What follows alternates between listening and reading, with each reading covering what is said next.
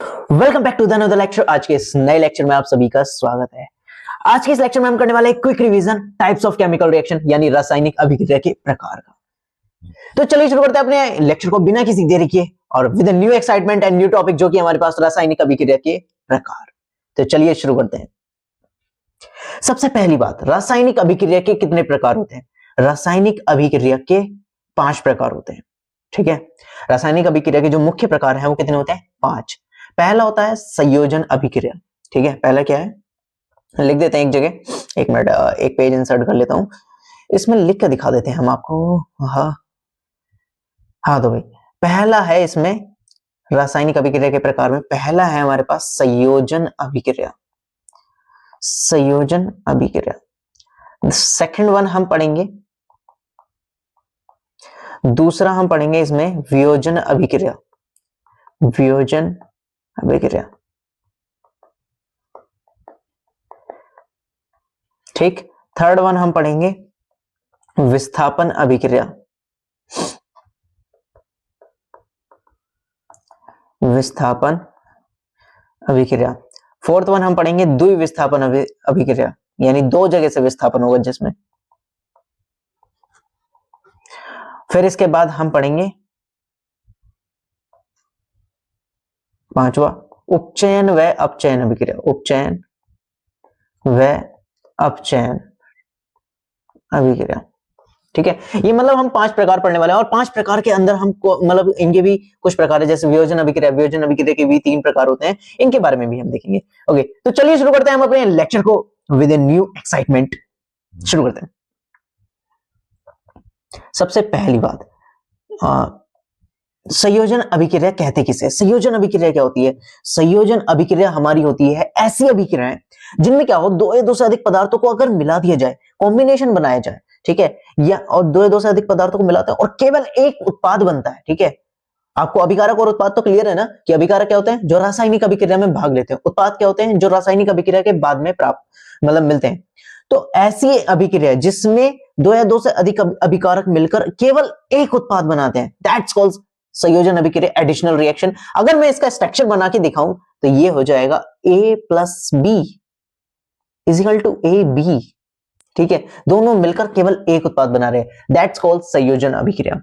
ठीक है, जैसे कि यहां पर हमारे पास एक एग्जांपल है, क्या है, जैसे कि कैल्शियम ऑक्साइड है, जिसे हम बिना बुझा हुआ चूना भी कहते हैं। क्या कहते हैं?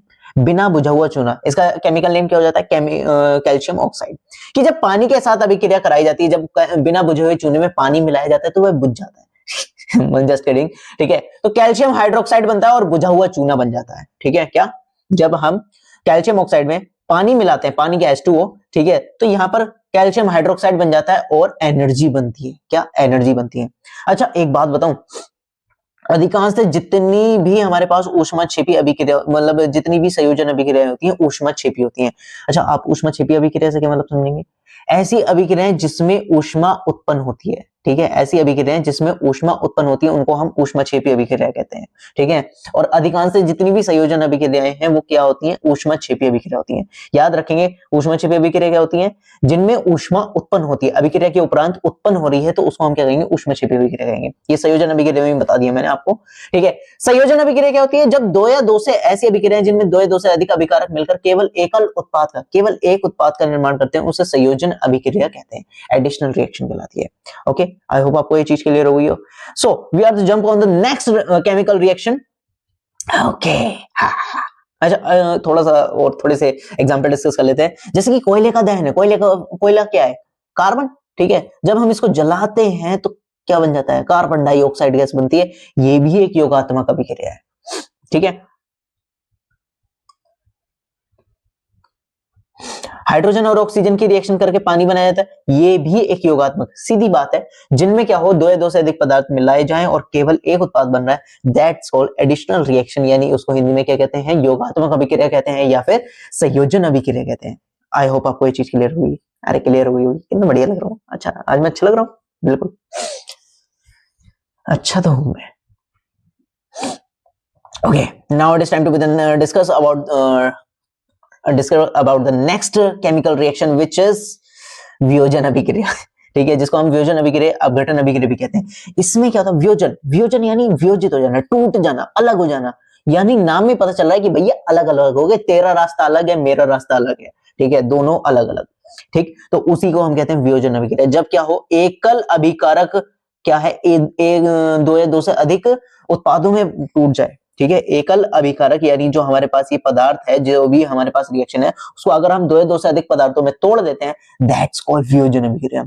अच्छा, इस वियोजन अभिक्रिया को अगर मुझे करवाना है, यानी किसी पदार्थ को तोड़ना है, तो मुझे एनर्जी देनी पड़ेगी, ठीक है, ऊष्मा देनी पड़ेगी, एनर्जी देनी पड़ेगी। तो इसीलिए जितनी भी वियोजन अभिक्रियाएं होती हैं वो सारी क्या है, ऊष्मा शोषी अभिक्रियाएं होती हैं, ठीक है। क्या होती है, ऊष्मा शोषी अभिक्रिया, ठीक है। अब जैसे ए भी टूटा, ए प्लस बी दो भागों में टूट जाता है, ठीक है, तो दैट्स कॉल्ड वियोजन अभिक्रिया, ऊष्मा शोषी अभिक्रिया कहलाते हैं। ओके, क्लियर है आपको? ऊष्मा शोषी अभिक्रिया मतलब वियोजन अभिक्रिया भी तीन प्रकार से होता है। एक होता है जब हम टेम्परेचर को मतलब उसका तापमान घटाकर मतलब तापमान बढ़ाकर उसको तोड़ते हैं, पहला हो गया। दूसरा, उसमें विद्युत धारा प्रवाहित करवाते तब होता है। तीसरा, तीसरा कब होता है, तीसरा होता है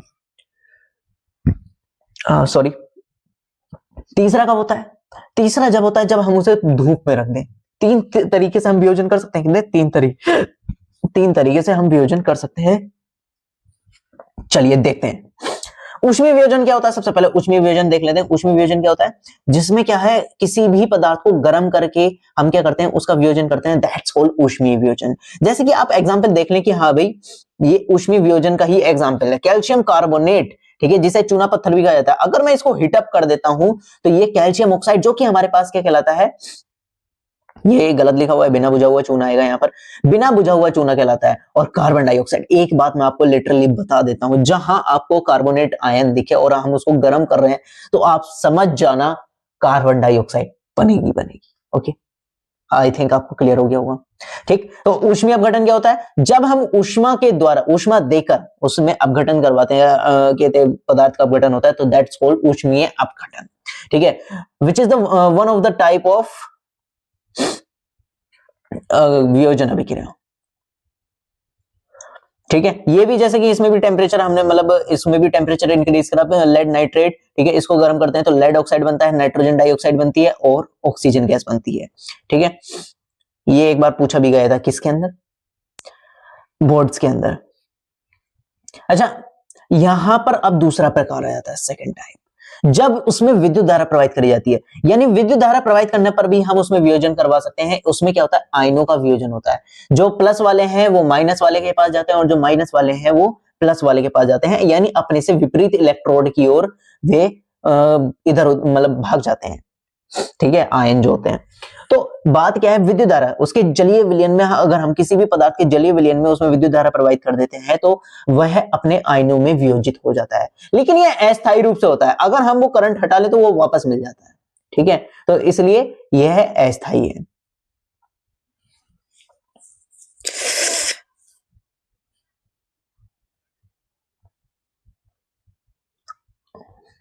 और एक लास्ट में अब तीसरा टाइप आ जाता है, ठीक है, तीसरा टाइप, एक मिनट, जस्ट ए मोमेंट, तीसरा टाइप आता है प्रकाशीय अपघटन, ठीक है। क्या आता है, प्रकाशीय अपघटन। इसमें क्या होता है, इसमें हम कहते हैं सिल्वर क्लोराइड का अपघटन करवाते हैं। किसका, सिल्वर क्लोराइड का।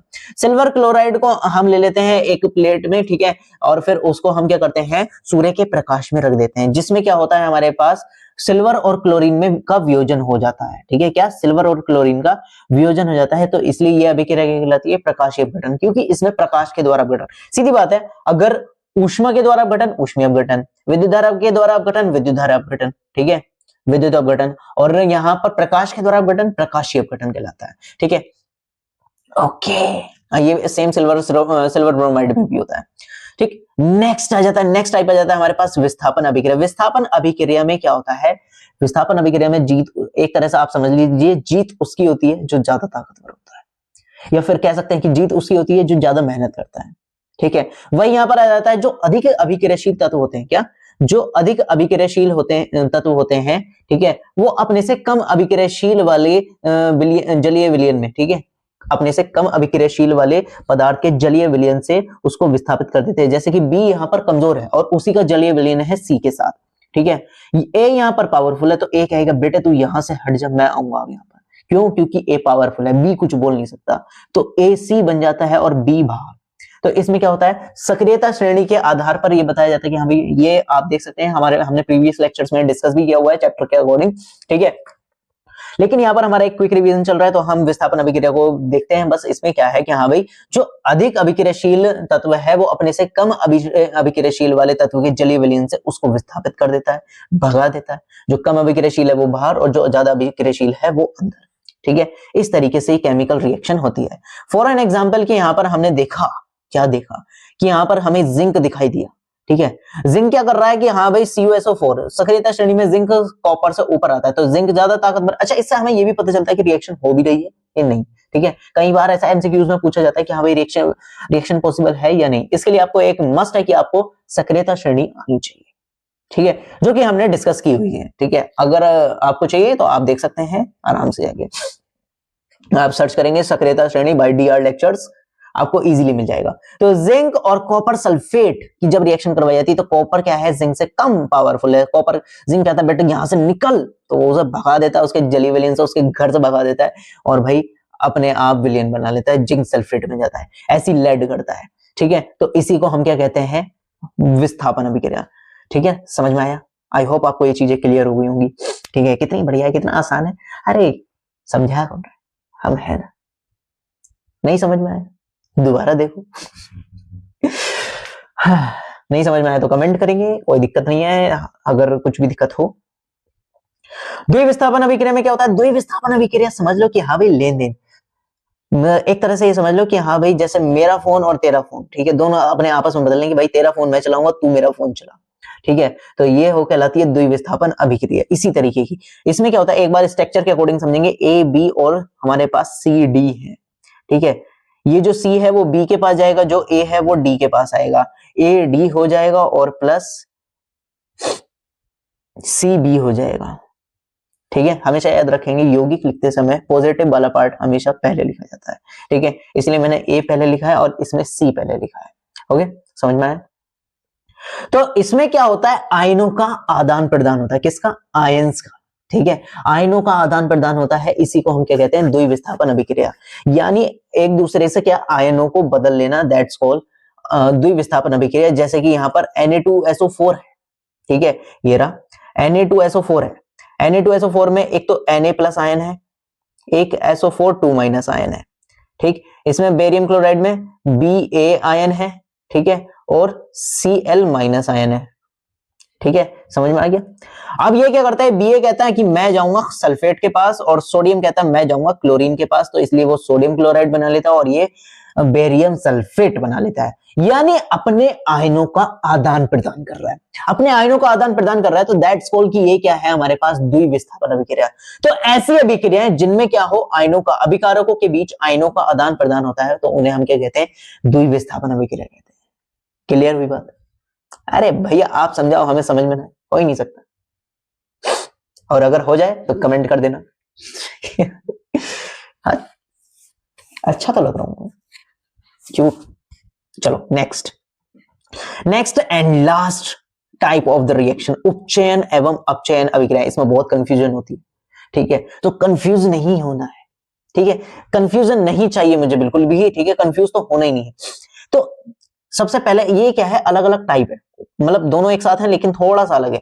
एक उपचयन, पहले हम उपचयन पढ़ेंगे, दूसरी बाद में हम अपचयन पढ़ेंगे, ठीक है। उपचयन क्या होता है, ऐसी अभिक्रियाएं, ठीक है, ऐसी अभिक्रियाएं जिसमें या तो ऑक्सीजन जुड़ जाए, O का या तो प्लस हो जाए या फिर हाइड्रोजन माइनस हो जाए, ठीक है, क्या, या तो ऑक्सीजन जुड़ जाए या फिर हाइड्रोजन माइनस हो जाए, क्या, या तो ऑक्सीजन जुड़ जाए या फिर हाइड्रोजन माइनस हो जाए, दैट्स कॉल्ड उपचयन अभिक्रिया। क्या कहलाती है, उपचयन अभिक्रियाएं कहलाती हैं।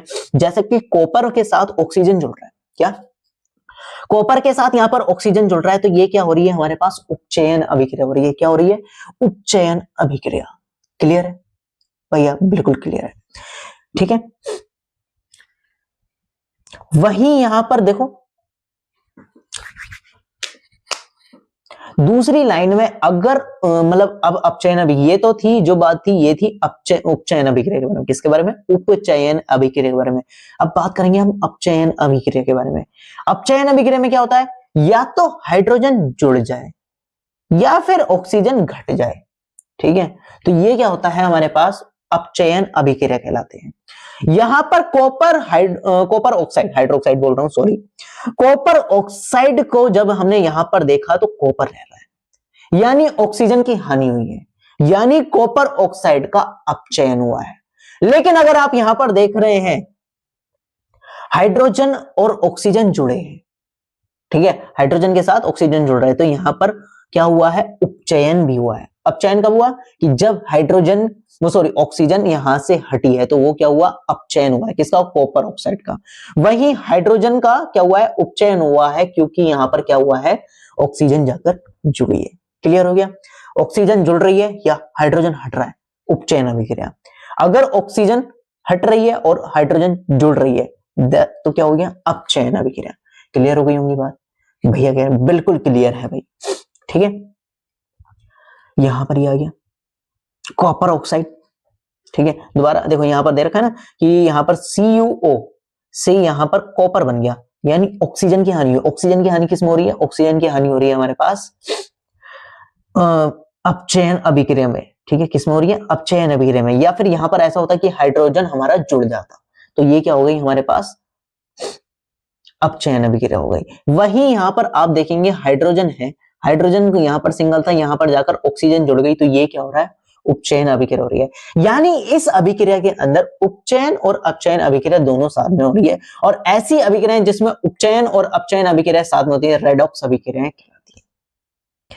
यानी क्लियर है, कहते हैं उपचयन अभिक्रिया क्या होती है, ऑक्सीजन का जुड़ना या फिर हाइड्रोजन का हटना। वही अपचयन अभिक्रिया क्या होती है, जहां पर हाइड्रोजन का जुड़ना या फिर ऑक्सीजन का हटना। ये दो बातें आप याद रखेंगे, ठीक है। आई होप आपको रासायनिक अभिक्रिया के प्रकार क्लियर हो गए होंगे। अगर वीडियो पसंद आई हो तो लाइक करें, सब्सक्राइब करें, अगर समझ में आया हो तो कमेंट करें, और अगले लेक्चर के लिए बिल्कुल तैयार रहें। Ta-ta bye bye, see you, मिलते हैं जल्दी नेक्स्ट लेक्चर में with a new topic and new excitement, and please subscribe this channel.